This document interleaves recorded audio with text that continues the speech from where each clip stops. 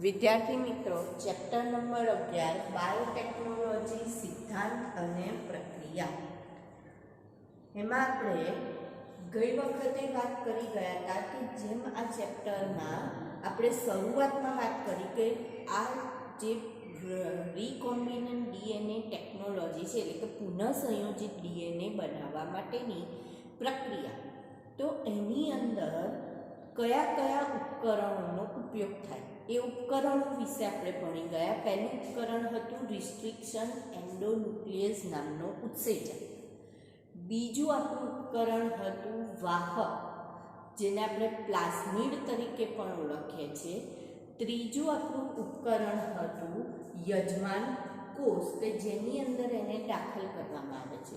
તો આપણે જ્યારે વાહકની વાત કરી તો વાહકમાં આપણને કયા કઈ વિશિષ્ટતાઓ જોવા મળે અથવા તો શું હોવું જોઈએ વાહકની અંદર. તો વાહકમાં પહેલું સ્વયંજનનની ઉત્પત્તિ માટેનું સ્થાન, બીજું પસંદગીમાન રેખક અથવા વર્ણક હોવા જોઈએ, અને ત્રીજું ક્લોનિંગ સાઇટ હોવી જોઈએ કે જ્યાંથી ક્લોનિંગની પ્રક્રિયા થઈ શકે. તો આ કોઈ પણ વાહકની અંદર આપણને અથવા પ્લાઝમિડની અંદર આટલું 3 હોવું જોઈએ. એ વાત કર્યા પછી એને યજમાનમાં દાખલ કરવાનું હોય તો યજમાનને કઈ રીતના તૈયાર કરીશું એની વાત કરી. હવે જે આખી વાત છે એને આપણે ફરીથી આખા તબક્કાવાર લઈએ તો પહેલો તબક્કો આવે છે કે જનીન દ્રવ્ય ડીએનએનું અલગીકરણ. તો જ્યારે આપણે કોષમાંથી ડીએનએને અલગ કરીશું તો ડીએનએ એકલો નથી, પણ એની સાથે સાથે કોષને જ્યારે તોડીને આપણે ડીએનએ મેળવીએ તો ડીએનએની સાથે સાથે આરએનએ હોય, પ્રોટીન હોય, લિપિડ હોય, પોલિસેકેરાઇડ, આવા દ્રવ્યો પણ એની સાથે જોડાયેલા હોય. તો જો આપણે એકલો ડીએનએ જોઈતો હોય તો આ બધાને શું કરવા પડે, એની જોડેથી દૂર કરવા પડે. તો સૌથી પહેલાં જો આરએનએને દૂર કરવો હોય તો એના માટે આ જે પ્રક્રિયા છે બધી ઉત્સેચકીય પ્રક્રિયા છે. તો આરએનએને દૂર કરવા માટે રિબોન્યુક્લિએઝ ઉત્સેચકની સારવાર આપીશું. એવી રીતના જો પ્રોટીનને દૂર કરવો હોય તો પ્રોટીઝની, લિપિડને દૂર કરવો હોય તો લાઇપેઝની સારવાર આપવામાં આવે છે. ન્યુક્લિક એસિડને દૂર કરવો હોય તો ન્યુક્લિએઝની સારવાર આપી એને શું કરવામાં આવે છે, દૂર કરવામાં આવે છે. હવે જો વનસ્પતિ કોષ હોય તો એ વનસ્પતિ કોષની કોષ દિવાલ સેલ્યુલોઝની બનેલી હોય તો એને શેની સારવાર આપવી પડે, તો કે સેલ્યુલેઝની સારવાર આપવી પડે. જો ફૂગ હોય તો ફૂગની કોષ દિવાલ ફંગસ સેલ્યુલોઝ એટલે કે કાઇટિન મિશ્રિત સેલ્યુલોઝની બનેલી હોય તો એને કાઇટિનેઝની સારવાર આપવી પડે. અને જો બેક્ટેરિયા હોય તો એને આપણે લાઇસોઝાઇમની સારવાર આપવી પડે છે. તો આવી રીતના જ્યારે આવી બધી સારવાર આપીશું, આવું કરીશું એની અંદર, એટલે ડીએનએ જોડેથી આ બધા શું થઈ જશે, દૂર થઈ જશે, અને એકલો ડીએનએ આપણને કોષમાંથી પ્રાપ્ત થશે. જ્યારે કોષને તોડીને આપણે એકલો ડીએનએ મેળવી શકીશું.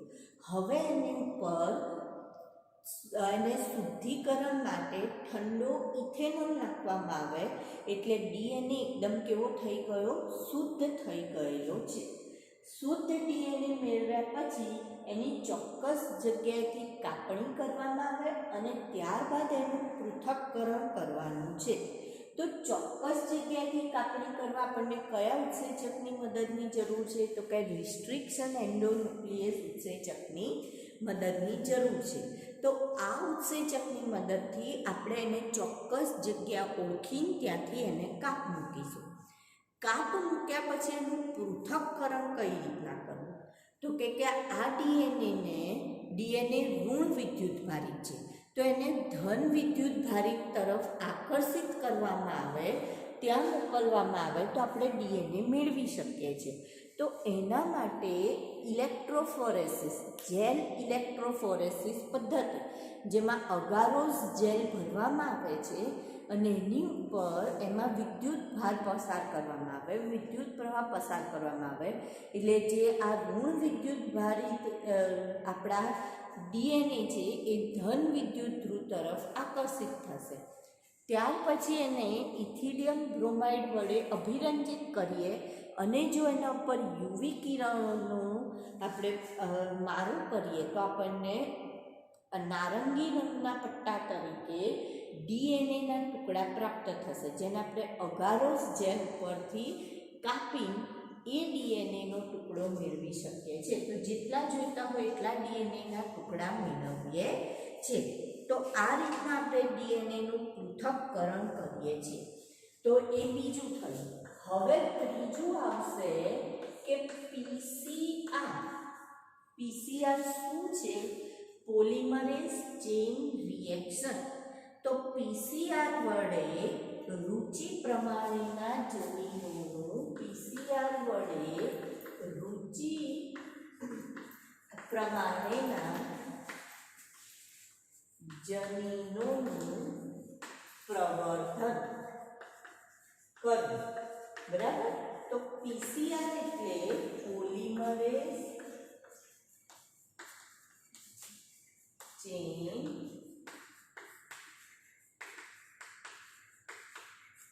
રિએક્શન.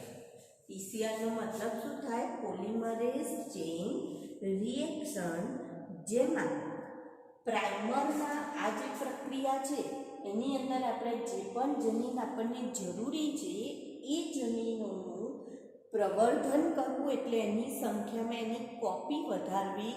એની સંખ્યામાં આપણે શું કરીશું? તો કે આપણે એની સંખ્યામાં વધારો કરીએ છીએ. બરાબર? તો અહીંયા પોલિમરેઝ ચેઇન રિએક્શન જે છે એ પ્રક્રિયા છે, એની અંદર આપણે બે સાધનોનો ઉપયોગ કરી શકીએ છીએ, અથવા તો એ પ્રક્રિયામાં બે આપણને ઉપયોગમાં આવશે. એક છે પ્રાઇમર, આની અંદર પ્રાઇમરના બે સેટ, અને બીજું છે પોલિમરેઝ ઉત્સેચક. બીજું શું છે? ડીએનએ પોલિમરેઝ નામનો ઉત્સેચક. હવે આમાં પ્રાઇમર શું છે?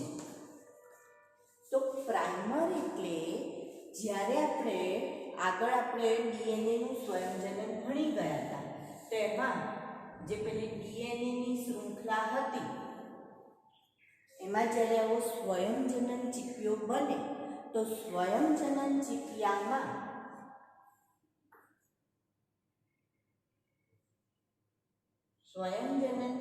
આપણે જોતા હતા કે એક શૃંખલા કેવી બનતી હતી? તૂટક બનતી હતી. અને એક શૃંખલા કેવી બનતી હતી? તો કે આખી શૃંખલા આપણને પ્રાપ્ત થતી હતી. તો આવી રીતના જ્યારે આ જે શૃંખલા બને છે, નવી શૃંખલા, આ ટેમ્પલેટ શૃંખલા છે, બરાબર? આ ટેમ્પલેટ શૃંખલા, અને એની સામે નવી જે શૃંખલા બને છે એ આરએનએની નાની શૃંખલા છે. આરએનએનો નાનો શું છે? ટુકડો છે. આરએનએનો નાનો ટુકડો અથવા નાની શૃંખલા છે, જેને આપણે શેના તરીકે ઓળખીએ છીએ? પ્રાઇમર તરીકે ઓળખીએ છીએ. તો કેટલા પ્રાઇમર મળે છે આપણને? 2 પ્રાઇમર મળશે. બરાબર? અને જ્યારે આરએનએ પ્રાઇમર છે, એટલે કે આરએનએની શૃંખલાનું નિર્માણ થાય છે, પછીથી એને ડીએનએમાં ફેરવવા માટે કયો ઉત્સેચક જરૂરી છે? તો કે ડીએનએ પોલિમરેઝ ઉત્સેચક. કારણ કે અહીંયા યુ બને છે, એ હોય તો એની સામે શું આવે છે? યુ. પણ આપણને ડીએનએમાં તો યુ નથી જોઈતો, આરએનએ હોય તો યુ જોઈએ. ડીએનએમાં તો શું જોઈએ છે? ટી જોઈએ છે. તો એ ડીએનએ પોલિમરેઝ ઉત્સેચક શું કરશે? સમારકામ કરી એને શેમાં ફેરવી દેશે? તો કે એને શેમાં ફેરવે છે? તો કે ડીએનએ પોલિમરેઝ અને ડીએનએમાં ફેરવવાનું કામ કરશે. શેમાં ફેરવી દેશે? ડીએનએમાં ફેરવવાનું કામ કરશે. તો આ જે ડીએનએ પોલિમરેઝ ઉત્સેચક એ આ શૃંખલાઓને જીનોમિક શૃંખલા જે છે એને ઓળખી, કારણ કે આ ટેમ્પલેટ શૃંખલાઓ તરીકે વર્તી શું કરશે? નવી શૃંખલાનું સર્જન. અને ડીએનએ પોલિમરેઝ એને ઓળખીને એને શેમાં ફેરવે છે? ડીએનએમાં ફેરવે છે. અને ત્યારબાદ એની કોપી તૈયાર કરે છે. તો આવું જે કામ છે કોણ કરે છે તો કે આ જે પીસીઆર છે એમાં આવું કામ થતું હોય છે. હવે આમાં થર્મોસ્ટેબલ ડીએનએ પોલિમરેઝ ઉત્સેચક ઉપયોગમાં લેવાય છે. કેવો ડીએનએ પોલિમરેઝ ઉત્સેચક તો કે થર્મોસ્ટેબલ ડીએનએ પોલિમરેઝ ઉત્સેચકનો ઉપયોગ થાય છે. તો કેમ થર્મોસ્ટેબલ ડીએનએ પોલિમરેઝ ઉત્સેચકનો ઉપયોગ કરવામાં આવે? તો સૌથી પહેલા એવું કહે છે કે પ્રવર્ધન માટે જે ભાગને ઉપયોગમાં લેવાનો છે, પ્રવર્ધન માટે જે ડીએનએની શૃંખલાને પસંદ કરીશું એને વિનૈસર્ગીકૃત કરવાની. વિનૈસર્ગીકૃતનો મતલબ એને ઊંચું તાપમાન 90°C જેટલું તાપમાન આપવામાં આવે તો એના કારણે એ શૃંખલા શું થઈ જશે તો કે વિનૈસર્ગીકૃત થાય છે. ત્યાર પછી એને ઠંડી પાડવાની છે. જ્યારે નવી પ્રાઇમર શૃંખલા બની જાય પછી એને શું કરવાની છે? ઠંડી પાડવાની છે અને પછી એનું વિસ્તૃતીકરણ કરવાનું હોય છે. એટલે પહેલાં વિનૈસર્ગીકરણ, પછી તાપમાન ઊંચી એટલે એને ઠંડી પાડવી અને છેલ્લે એનું શું કરવાનું છે? વિસ્તૃતીકરણ કરવાનું. તો જો આપણે ડીએનએ પોલિમરેઝ થર્મોસ્ટેબલ લઈશું તો ગમે તેટલું ઊંચું તાપમાન હશે પણ એ ઉત્સેચક વિનૈસર્ગીકૃત થતો નથી. જ્યારે ડીએનએની શૃંખલા વિનૈસર્ગીકૃત થાય છે પરંતુ આ ઉત્સેચક વિનૈસર્ગીકૃત થતો નથી. ટૂંકમાં એનું બંધારણ બદલાતું નથી. એટલા માટે આવો ઉત્સેચક આપણે પસંદ કરીશું. અને કયા બેક્ટેરિયામાંથી મેળવવામાં આવે છે તો કે થર્મસ એક્વેટિક્સ નામના બેક્ટેરિયામાંથી આપણે મેળવીએ છીએ. કયા બેક્ટેરિયામાંથી મેળવીશું? થર્મસ એક્વેટિક્સ નામના બેક્ટેરિયામાંથી આપણને આ ઉત્સેચક મેળવવામાં આવે છે. બરાબર? સારું. હવે આ ઉત્સેચક જ્યારે કામ કરશે ત્યારે આપણને ડીએનએની જે શૃંખલા છે એનું શું થશે તો કે જે જનીનો જોઈએ છે એ જનીનોની કોપી પ્રાપ્ત થાય છે. તો ત્રીજો હતો પીસીઆર વડે રુચિ પ્રમાણેના જનીનોનું પ્રવર્ધન કરવું. ત્યાર પછી ચોથું છે હવે આપણને જે પણ આપણું ડીએનએ હતું એ ડીએનએની અંદર આવું ડીએનએ રેડી થઈ ગયું. તો હવે એને આપણે શું કરીશું? યજમાન કોષમાં આ પુનઃસંયોજિત ડીએનએને શું કરીશું? યજમાન કોષમાં દાખલ કરીશું. એટલે હવેનો મુદ્દો કયો આવશે? ચોથો મુદ્દો તો કે યજમાન કોષમાં આરડીએનએનો પ્રવેશ. નંબર 4 યજમાન કોષમાં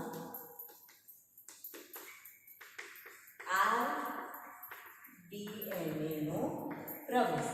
હવે એના માટે આપણે આગળ પણ ભણી ગયા યજમાન કોષને કઈ રીતના તૈયાર કરીશું. તો કાં તો આપણે, કારણ કે ડીએનએ કેવો છે તો કે ડીએનએ કોષરસ પટલમાંથી પસાર થઈ શકતો નથી. તો એટલા માટે કારણ કે જલાનુરાગી અણુ છે એટલે એ કોષરસ પટલમાંથી પસાર થઈ શકતો નથી. તો એટલા માટે આપણે શું કર્યું તો કે આપણે યજમાન કોષને તૈયાર કર્યો. કઈ રીતના યજમાન કોષને તૈયાર કર્યો આપણે?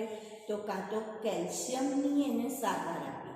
તો જ્યારે એને કેલ્શિયમની સારવાર આપીએ છીએ એટલે કે નિશ્ચિત સાંદ્રતા ધરાવતા કેલ્શિયમવાળા દ્રાવણમાં જો એને ડુબાડવામાં આવે તો એના કારણે શું થશે તો કે જે પેલે બેક્ટેરિયાની કોષ દિવાલ છે એના છિદ્રો છે એ છિદ્રો દ્વારા આરડીએનએનો પ્રવેશ શક્ય બને છે. આરડીએનએ પ્રવેશ કરી શકે છે. એની સામે આરડીએનએને કઈ રીતના તૈયાર કરીશું? તો સૌથી પહેલાં એને બરફ ઉપર રાખીશું. ત્યાર પછી એને 45°C ગરમી આપીશું. ફરી પાછું એને ક્યાં રાખીશું? બરફ ઉપર. જો અહીંયા 45°C કહે છે. જો એનાથી વધારે ગરમી આપીએ તો આ શું થઈ જશે? વિનૈસર્ગીકૃત થઈ જશે. એનો મતલબ એનું બંધારણ આખું તૂટી જશે, બદલાઈ જશે. તો આપણને જે ડીએનએ જોઈએ છે ડીએનએ પ્રાપ્ત થશે નહીં. એટલા માટે તો બરફ ગરમી ફરી પાછું એને બરફ ઉપર મૂકવામાં આવે તો એના કારણે એ પણ તૈયાર થઈ જશે પ્રવેશવા માટે, અને પેલી કોષ દિવાલના છિદ્ર છે એ ગ્રહણ કરવા તૈયાર થઈ જશે. એટલે આપણે એને શું કરીએ છીએ? ગ્રહણ કરાવી શકીએ છીએ.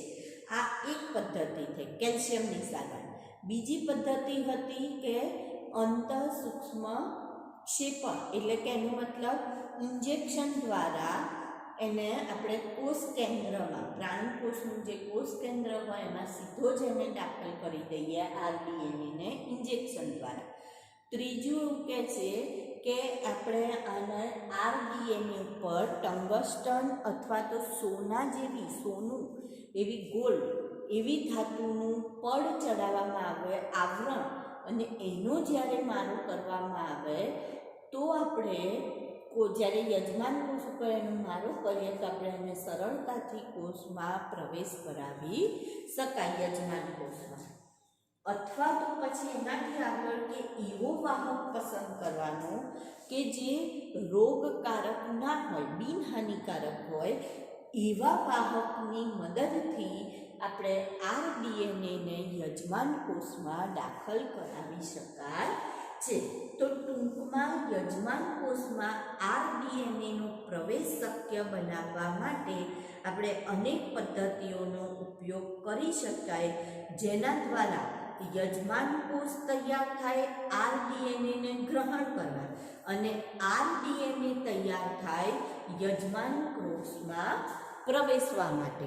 બંને પણ તૈયાર થવા જોઈએ ને. યજમાન કોષ પણ તૈયાર થવો જોઈએ કે પેલાને ગ્રહણ કરે, અને આરડીએનએ જે છે એ પણ તૈયાર થવો જોઈએ કે ભાઈ એ અંદર પ્રવેશ કરી શકે. એટલે બંને એકબીજા સાથે તૈયાર થાય છે, અને એના દ્વારા શું થશે તો કે એ અંદર પ્રવેશ કરશે. હવે જે આરડીએનએ છે એ પ્રતિજૈવિક અવરોધક જનીન ધરાવે છે. કયું પ્રતિજૈવિક અવરોધક જનીન ધરાવે છે? તો આપણે જ્યારે જોયું હતું ત્યારે આપણે કયું ઉદાહરણ લીધું હતું, કયો ભાગ કાપી કાઢ્યો હતો? તો આપણે જ્યારે આરડીએનએ તૈયાર કર્યું ત્યારે આરડીએનએમાં ટેટ્રાસાઇક્લિન અવરોધક કાપી કાઢ્યો, પણ એમ્પિસિલિન અવરોધક ભાગ રહે છે. તો કયું પ્રતિજૈવિક દ્રવ્યનું અવરોધક ભાગ ધરાવે છે? તો કે એમ્પિસિલિનનો અવરોધક ભાગ ધરાવે છે, અને તેને ઈ કોલાઈ તરીકે આપણે યજમાન પસંદ કરીશું. તો ઈ કોલાઈમાં દાખલ કરવામાં આવે તો જે ઈ કોલાઈના કોષો છે એ એમ્પિસિલિન અવરોધક કોષોમાં રૂપાંતરિત થઈ જશે. ઈ કોલાઈના કોષો શેમાં રૂપાંતરિત થઈ જશે? એમ્પિસિલિન અવરોધક કોષોમાં રૂપાંતરિત થઈ જશે.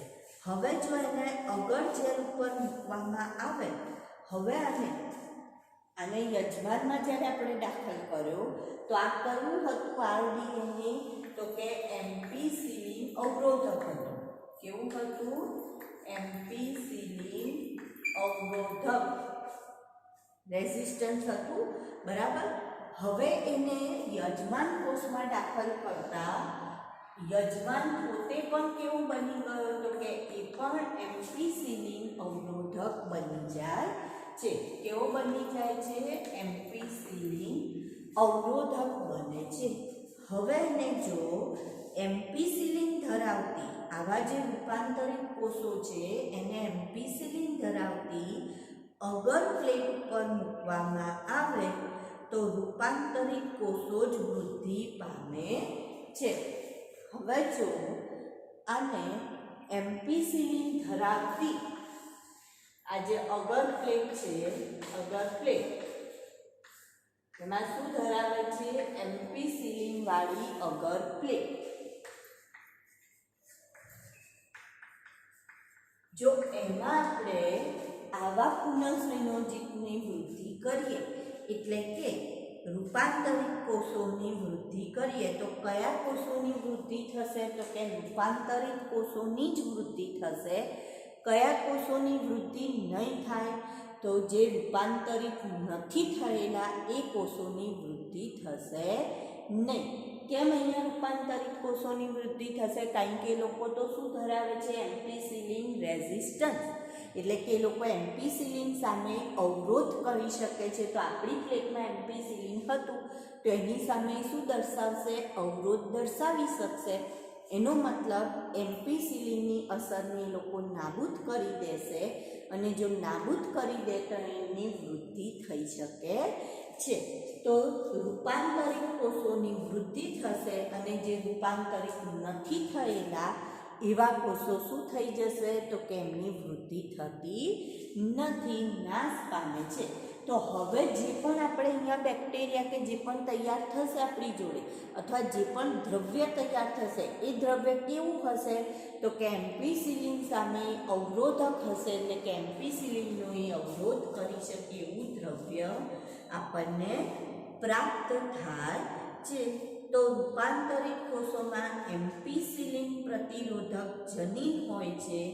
તો એનો મતલબ અહીંયા આપણે જે પણ જનીન પસંદ કર્યા, પસંદગીમાન રેખક થઈ ગયું આપણું આ, તો જે પણ જનીન પસંદ કર્યા એ જનીન કેવા હતા? તો કે એમ્પિસિલિન પ્રતિરોધક જનીન આપણે પસંદ કરી શકીએ છીએ.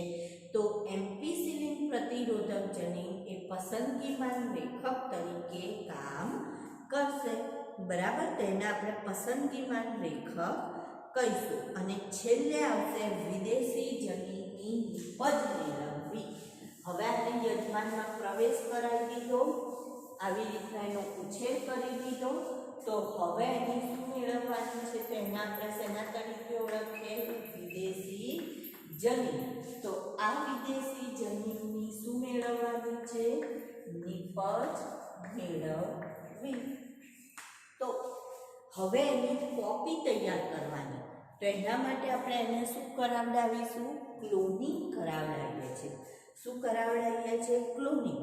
તો વાહક દ્વારા વનસ્પતિ કોષ, બેક્ટેરિયા કે પ્રાણી કોષમાં જ્યારે આવું ડીએનએ, પુનઃસંયોજિત ડીએનએ, આરડીએનએ દાખલ કર્યું તો વિદેશી ડીએનએ એમાં શું થવા માંડશે? તો કે એનું બહુગુણન થવા માંડશે, ક્લોનિંગ થવા માંડશે, અને એની સંખ્યામાં વધારો થશે. એટલે કે આપણને વિદેશી જનીનની શું મળે છે?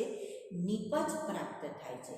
હવે જેવી નિપજ મળે એવી નિપજને આપણે વેચી દઈશું તો ના, આપણે એનું શું કરવું પડે? પરીક્ષણ કરવું પડે, મૂલ્યાંકન કરવું પડે કે ભાઈ એને જેના માટે બનાવી છે. આગળ આપણે 12મું ચેપ્ટર આવશે, એમાં આવશે કે આપણે જે નિપજ બનાવીશું એ નિપજ કઈ રીતના બનાવીશું અને એનો ઉપયોગ શું.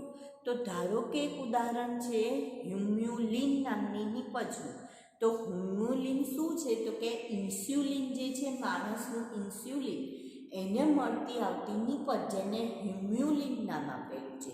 તો આ ઇન્સ્યુલિન જે છે એ આપણે નિપજ તો બનાવી દીધી, ઇન્સ્યુલિન ઉત્પન્ન તો કરી દીધું, પણ એ ઇન્સ્યુલિન જે કામ કરવું જોઈએ એ કામ કરે છે કે નહીં એ પ્રેક્ટિકલી એ લોકો ચેક કરે, અને પછી જ એનું વેચાણ બજારમાં કરી શકાય. તો આવી રીતના વિદેશી નિપજ નાના પાયે ઉત્પન્ન કરવામાં આવે, અને ત્યાર પછી એને ઇષ્ટતમ પરિસ્થિતિમાં, એટલે કે યોગ્ય પીએચ આપવામાં આવે, યોગ્ય ટેમ્પરેચર આપવામાં આવે ત્યારે જ, કારણ કે આખી ઉત્સેચકો દ્વારા નિયંત્રિત પ્રક્રિયા છે. તો જ્યારે એને યોગ્ય વાતાવરણ મળશે, યોગ્ય ઓક્સિજન મળશે તો જ, એટલે ઇષ્ટતમ પરિસ્થિતિમાં વિદેશી જનીનની નિપજ પ્રાપ્ત થશે, જેનું પરીક્ષણ કરવામાં આવે, અને પરીક્ષણ કર્યા પછી જ એનું વેચાણ કરી શકાય છે. તો આવી રીતના આપણે આ જે આખું આપણું જે બાયોટેકનોલોજીની પ્રક્રિયા હતી એમાં આટલા મુદ્દાઓનો સમાવેશ કરી શકાય.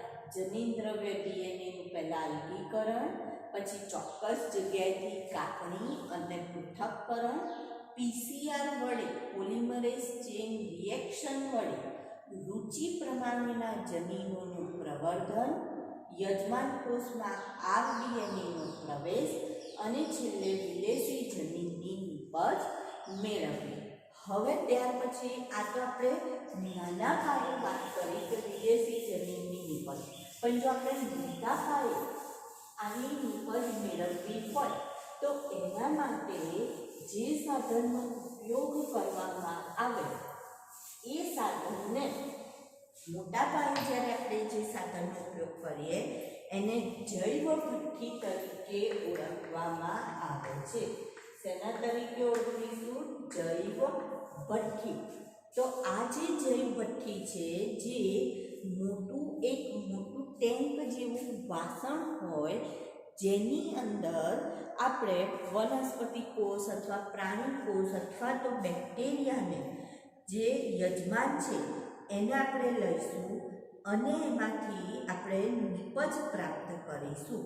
તો હવે નિપજ માટે ઇષ્ટતમ એને પરિસ્થિતિ પૂરી પાડવી પડે. તો ઇષ્ટતમ પરિસ્થિતિ એટલે શું? તો કે યોગ્ય પીએચ, યોગ્ય જેમ કે આપણે કહીએ છીએ ફૂડસેચર કેટલા પીએચ છે યોગ્ય કાર્ય કરશે? 7 પીએચ છે. યોગ્ય તાપમાન તો 37°C તાપમાન એનું શું થશે? યોગ્ય તાપમાન કહેવાય છે. પ્રક્રિયાથી ક્ષાર, વિટામિન, ઓક્સિજનની માત્રા આ બધું જ એને યોગ્ય રીતે પ્રાપ્ત થતું હોય તો જ એ બરાબર કામ કરી શકે. અને બાયોરિએક્ટર તરીકે પણ ઓળખવામાં આવે. જે જૈવ ભઠ્ઠી છે એને શેના તરીકે ઓળખવામાં આવે છે? બાયોરિએક્ટર તરીકે ઓળખવામાં આવે છે. બાયોરિએક્ટર.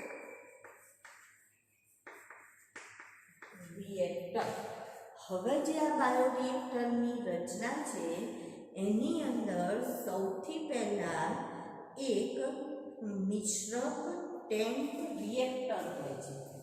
મિશ્રક ટેન્ક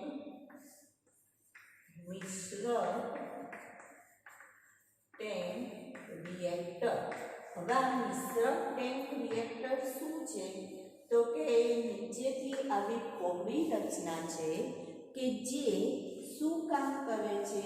તો કે આની અંદર હવા દાખલ કરી શકાય છે અને સતત એને જીરણિયાની જેમ શું કરે છે? હલાવવાનું કામ કરે છે. જેના કારણે ઓક્સિજનનું જે પ્રમાણ છે આની અંદર ઓક્સિજનનું પ્રમાણ જળવાયેલું રહે છે. ઓક્સિજનની માત્રા જળવાયેલી રહે છે. પીએચ અને તાપમાન પણ યોગ્ય રીતે એમાં જળવાયેલું રહે છે. ઓક્સિજન સ્થાનાંતરણ માટે વધુ સપાટી ક્ષેત્ર અહીંયા પ્રાપ્ત થાય એટલે આવી એની જે સપાટી હોય આ રીતના આપણને અહીંયા ગોઠવેલી હોય છે. બરાબર. આજે આ બાયોરિએક્ટરની રચના છે.